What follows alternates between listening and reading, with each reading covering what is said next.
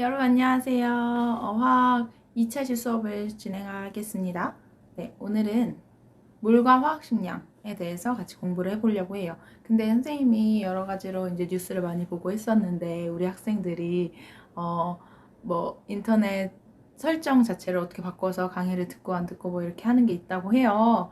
그래서 처음부터 끝까지 천천히 다 듣지 않고 맨 뒤까지 뭐 한 번에 다 학습 완료를 끝낼 수도 있다고 하는데 그게 되게 많이 티가 나거든요. 그거를 선생님도 볼 수가 있어요. 그러니까 어떤 학생들인지 내가 다 보고 있으니까 강의 똑바로 듣고 중간에 내가 무언가 과제를 낼지도 몰라요.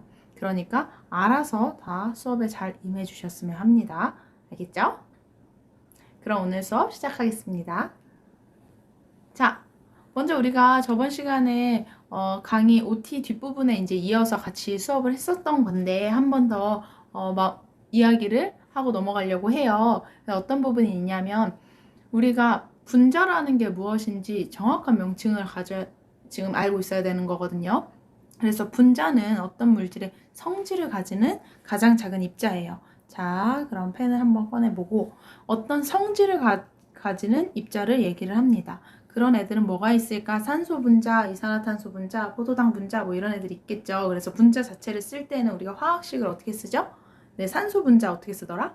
네, O2라고 쓰죠. 그리고 이산화탄소는요? 이산화탄소는 CO2라고 쓰죠. 포도당은 뭐였는지 기억나세요?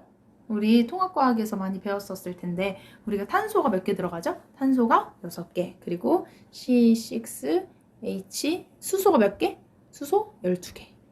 H12O6 이렇게 되는 게 포도당 분자였습니다. 이거 다 같이 한번 읽어볼까요? C6H12O6 다 같이 시작.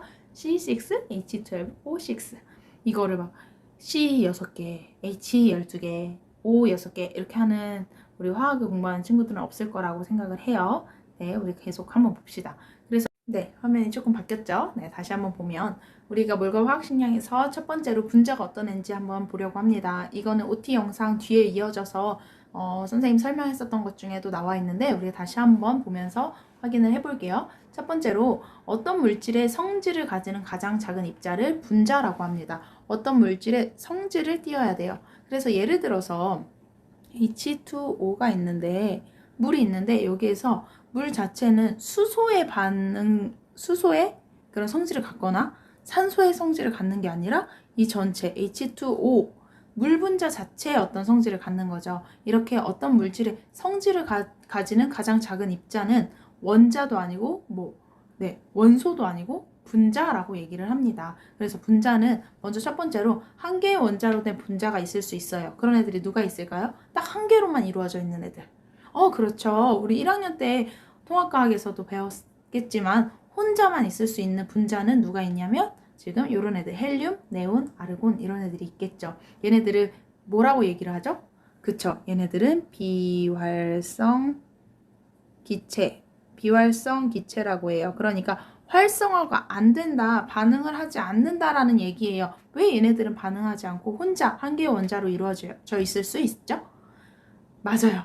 비활성 기체는 몇 쪽이었죠? 몇 쪽? 얘는 18쪽 원소였어요.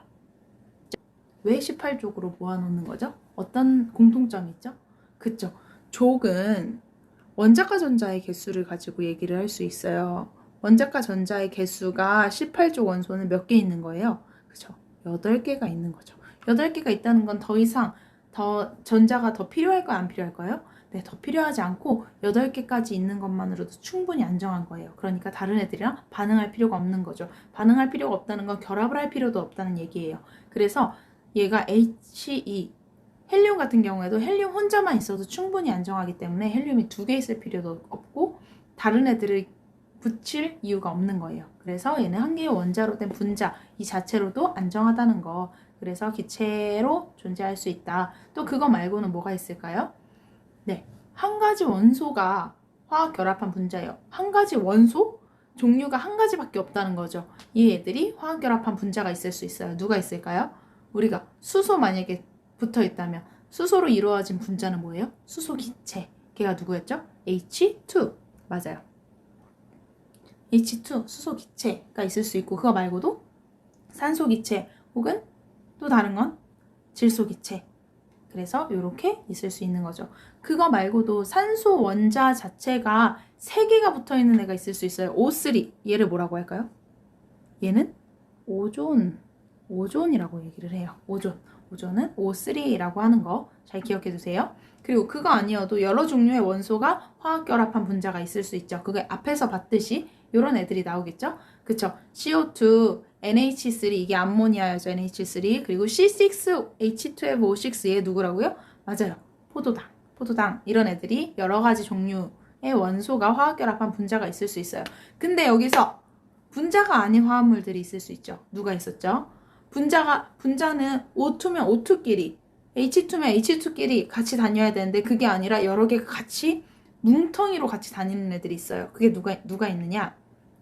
이온 결정 물질, 금속 결정 물질.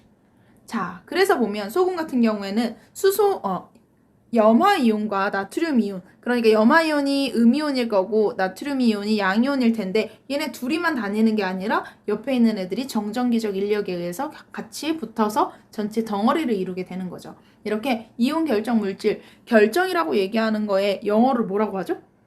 결정은 디시전이 아니라, 그죠? 디시전이라 하는 애가 있었어. 크리스탈이라고 얘기를 해요. 그래서 이렇게 크리스탈을 이루고 있는, 결정체를 이루고 있는 애들을 분자라고 얘기할 순 없다. 그런 애들이 금속 결정 물질이 있을 수 있고 이온 결정 물질이 있을 수 있죠.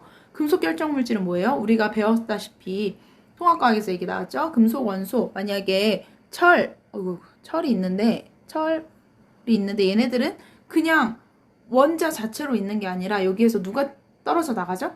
그쵸? 전자가 떨어져 나가는데 전자가 떨어져 나갈 때 이런 전자들을 뭐라고 하죠?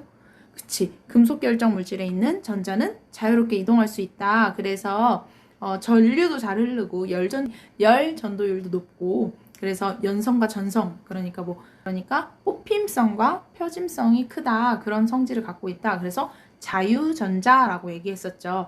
그래서 이렇게 결정들이 금속 양이온들 사이에서 사실 이렇게 정확하게는 얘기할 수 없어요. 왜냐하면 FE가 플러스로 존재하진 않고 2 플러스로 존재하고 혹은 3 플러스로 존재하는데 자유전자는 2개, 3개가 나오겠죠. 그래서 어쨌든 이렇게 금속 양이온들이 이렇게 존재하는데 그 주변에 자유전자가 돌아다니는 이 전체 덩어리를 금속 결정 물질이라고 얘기를 하는 거죠. 그래서 이것들은 분자라고 하지 않는다. 이온 결정 물질과 금속 결정 물질은 분자라고 하지 않는다. 네. 그래서 이런 애들을 볼 수 있었던 거죠.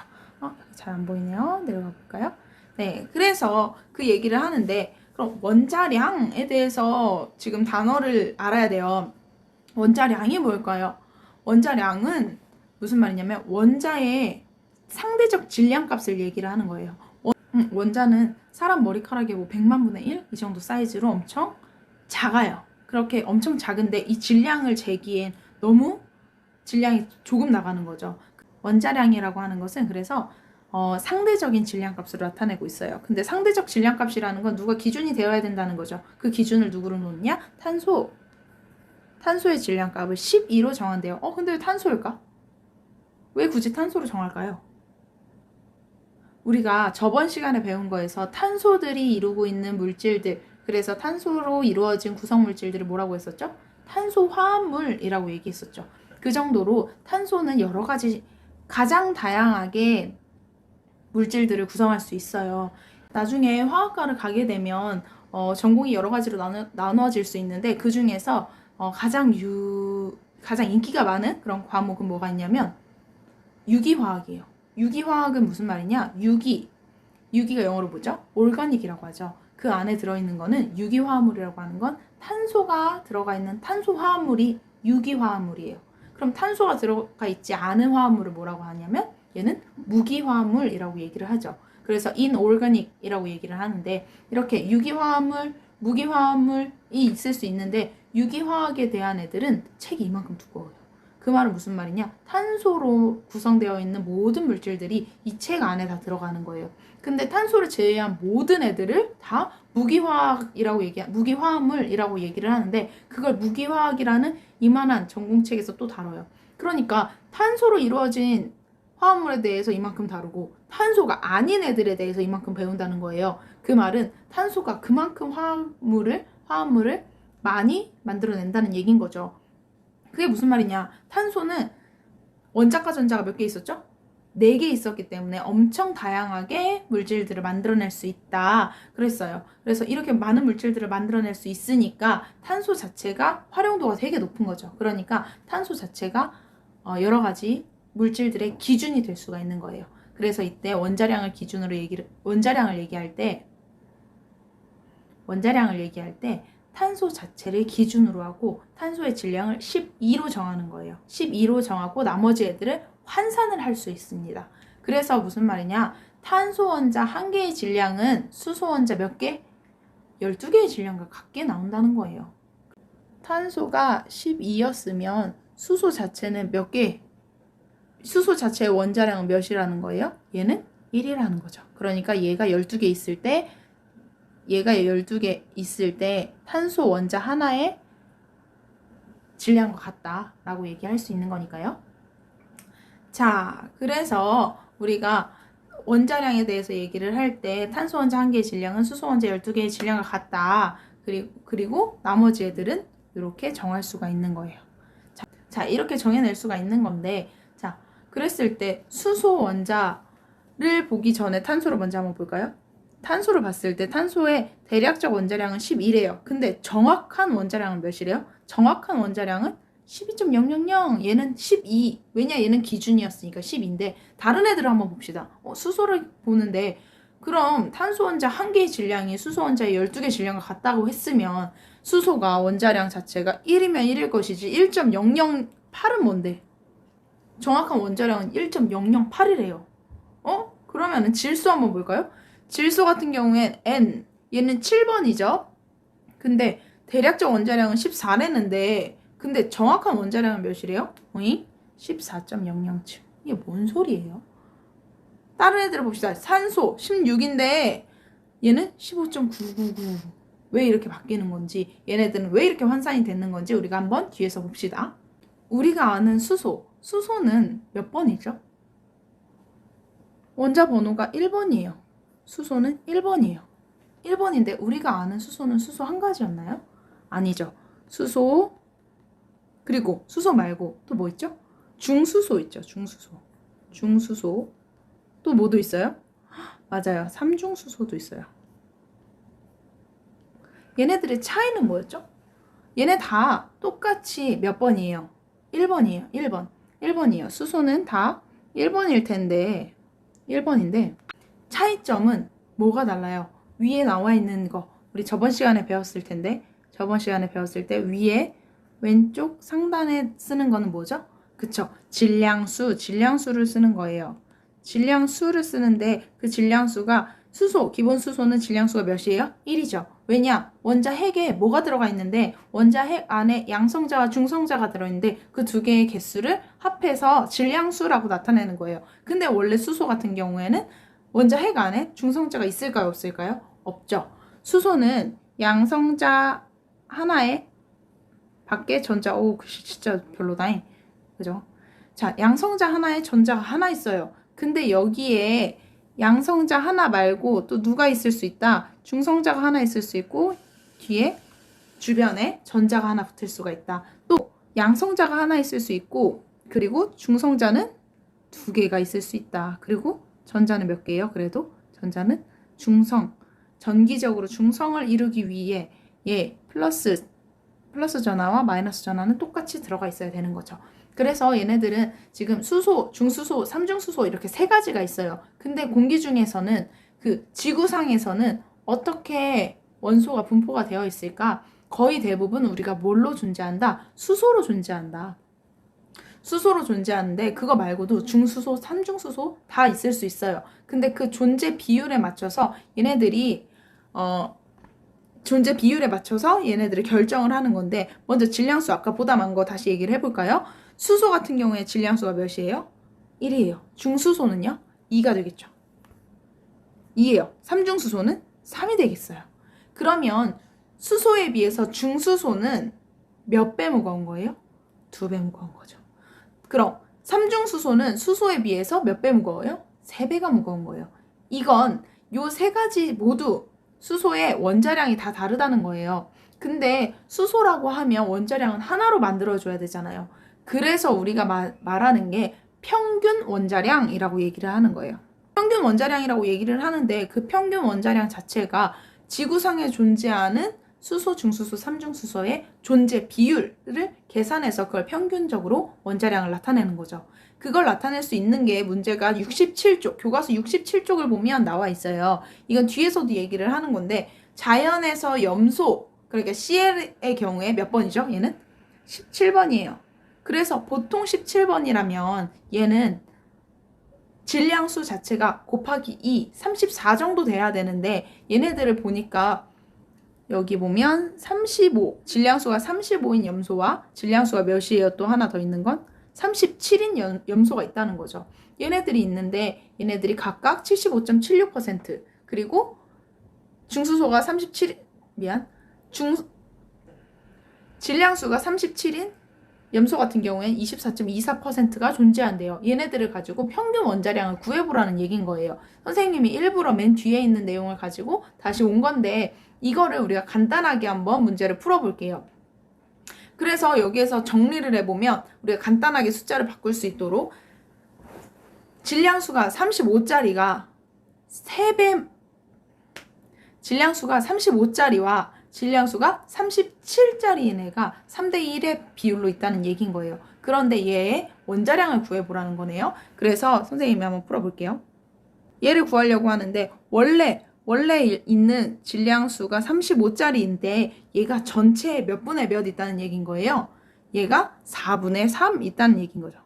4분의 3만큼 존재하는데 그거 말고도 37짜리가 있더라. 37짜리는 몇 분의 몇? 4분의 1만큼 있더라 라고 얘기를 하는 거죠. 3대 1이니까 이거 두 개 합친 게 전체잖아요. 그러니까 전체 4분의 부분인 3만큼씩 35에 곱해주는 거고 그리고 37에다가는 4분의 1만큼씩 곱해주는 거예요. 이걸 계산을 한번 해볼까요? 이거 계산하면 몇 나와요? 얘 계산하면 35.5가 되는 겁니다. 그렇게 해서 평균 원자량은 염소의 경우 염소의 평균 원자량은 35.5가 되는 거예요. 그래서 이렇게 평균 원자량을 구할 수 있는 거고 이걸 계산한 환산한 값이 아까 그 표와 같게 되는 거죠. 표로 다시 한번 넘어가 보면 이렇게 그래서 수소 같은 경우에는 질량수가 1인 애가 전체 완벽하게 있는 게 아니라 다른 애들 중수소와 삼중수소가 있을 수 있으니까 얘네들의 존재 비율을 다 계산했더니 1.008이 되고 염소 같은 경우에 밑에 나오죠. 얘는 더 정확하게 소수점짜리까지 계산을 하게 되면 35.453이 나온다는 얘기인 거예요. 그게 다 평균 원자량을 계산해서 그렇게 환산한 값이 되는 거죠. 이제 그럼 원자량을 배웠으니까 분자량을 배울 수 있겠죠. 분자량은 그렇게 어려운 일이 아닐 거예요. 왜냐? 우리 원자량을 배웠으니까. 분자량은 그 분자를 이루는 원자들의 전체 원자량을 합한 값이 됩니다. 그래서 우리가 계산을 한번 해보면 CO2 같은 경우에 이산화탄소 같은 경우에는 얘네들은 탄소 하나와 산소 2개의 원자량을 다 더해주면 되는 거죠. 그래서 탄소는 12, 산소는 16, 산소 또 16 해서 다 더해보면 44가 나오는 거죠. 우리가 외워야 할 애들이 물론 외우는 게 의미는 없어요. 우리가 외우는 게 많다고 하지만 이거는 사실 외운다는 개념이 아니라 계산을 많이 하게 되면 자연스럽게 얻어지는 지식인 거예요. 이건 외울 게 너무 많아요. 화학은 외울 게 너무 많아요. 하는데 사실 원자 번호 1번부터 20번까지만 외우면 다른 건 사실 외울 건 없어요. 왜냐? 이런 애들은 계속 계산을 하다 보면 다 똑같이 익숙해져지는 거예요. 우리가 계속 한번 해봅시다. 뭐가 있을까요? 우리가 그럼 수소기체 분자량을 한번 구해볼까요? 수소기체 분자량 몇이 될까요? 1 더하기 1은 그죠? 2가 되는 거죠. 이렇게 이건 계산을 한번 해봐야 되는 거고 또 우리 책에 보면 대략적으로 나와 있는 것들이 있고 그게 아니면 사실 책에 나와 있는 주기율표를 한번 보세요. 주기율표를 봤을 때 원자 번호 1번부터 20번까지는 다 외우되 여기에서 원자량은 거의 대부분 2배 정도 돼요. 근데 물론 그 2배가 안 되는 게 있고 더 되는 게 있을 거예요. 그건 우리가 조금 암기를 해야 되는 부분이고, 근데 아무래도 이 단원에서만 봤을 때는 원자량 같은 거는 작년 시험까지는 선생님이 제공을 했었어요. 원자량에 대해서 선생님이 다 제공을 했었으니까 이거 외워야 돼요 이렇게 할 필요는 크게 없을 거예요. 자, 그거 말고 또 뭐가 있을까요? 그럼 H2O 한번 해볼까요? 얘가 2였으니까 산소 16만 더하면 되죠? 그럼 18이 되는 거고, 그거 말고 우리 조금 더 복잡한 걸 한번 해볼까요? 우리가 아까 배웠던 제일 복잡한 거 C6H12O6. 얘는 어떻게 계산하면 돼요? 탄소가 몇이죠? 12짜리가 몇 개 있어요? 6개 있고, 또 수소는 1짜리가 몇 개 있어요? 12개 있고, 그리고 산소는 16짜리가 6개 있으니까 얘는 180. 선생님은 천재니까. 자, 한번 계속 봅시다. 이렇게 해서 분자량을 계산할 수가 있었어요. 자, 그럼 이번에는 화학식량이라고 했어요. 뭐야? 분자량은 뭐고 화학식량은 뭐야? 화학식량은 분자라고 할 수 없는 다른 애들이 있었잖아요. 그러니까 화학식량이라고 따로 이름을 해주는 거예요. 근데 이건 계산하는 게 그렇게 어렵지 않아요. 화학식량 같은 경우에는 분자량도 화학식량에 포함될 수가 있어요. 그러니까 조금 더 분자량보다 더 넓은 개념이 되겠죠. 이렇게 있을 수도 있으니까 크게 너무 어렵게 생각하지 않아도 돼요.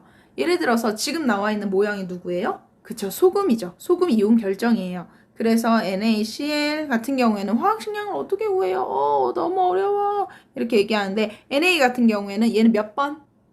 나트륨은 몇 번? 11번이에요. 근데 얘는 원자량이 11에 곱하기 2, 22가 아니라 얘는 23이에요. 그리고 Cl 같은 경우에 아까 했죠? 몇이죠? 35.5. 그럼 계산하면 58.5가 되는 거죠. 그렇게 어렵지 않죠? 네, 이거는 익숙해지면 되는 거예요. 익숙해지면 되는 거예요. 네, 그래서 화학식량이라고 얘기하는 건 다시 한번 분자라고 할 수 없는 애들이 있기 때문에, 그래서 화학식량이라고 포괄적으로 얘기를 하는 거예요. 보통 이온 결정 물질을 얘기할 때 화학식량을 쓰겠죠. 그래서 이렇게 계산이 된다. 넘어가면 되겠어요. 자, 그리고 포도당의 분자량 구하기, 얘는 이렇게 하면 돼요. 근데 좀 더 쉬운 방법. 그리고 우리가 저번 시간에 배웠었던 거, 화학식의 종류 중에 또 뭐가 있었죠? 우리가 가장 작은 조성비로 계산하는 방법이 있었을 텐데, 그게 뭐였죠? 가장 작은 조성비로 나타내는 거. 그래서 포도당 같은 경우에 어떻게 가장 작은 조성비로 나타내느냐? 얘는 C가 6대 12대 6이 아니라 1대 2대 1로 돼 있으니까, 그러니까 이거 정확하게 쓰면 CH2O로 쓰는 이런 화학식을 뭐라고 했었죠? 이걸? 맞아요. 실험식. 얘는 실험식이에요. 실험식인데 이걸 가지고 우리가 포도당의 분자량을 구할 수가 있어요. 이거 어떻게 구하죠? 이건 산수잖아, 산수. 얘네들을 먼저 다 구해요. 그럼 C가 몇 개예요? C가 몇 개예요?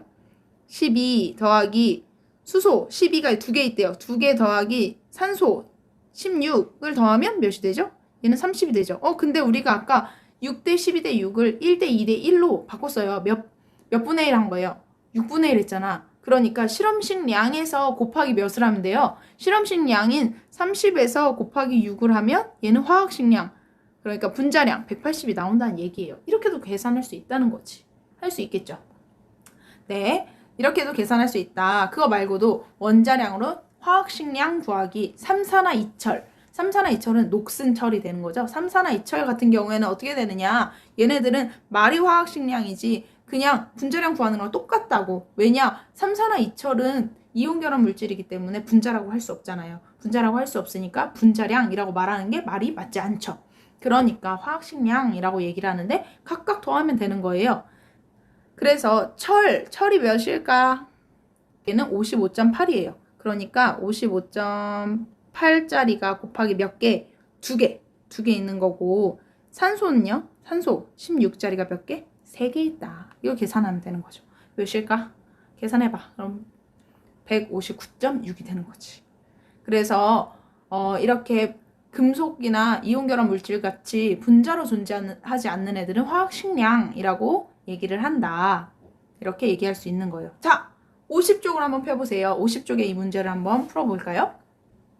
이거는 여러분들이 풀어보세요. 원자량에 대한 설명으로 옳은 것, 이게 답이 뭔지는 알아서 교과서 풀고 그 다음에 뒤에서 나중에 답을 맞춰보세요.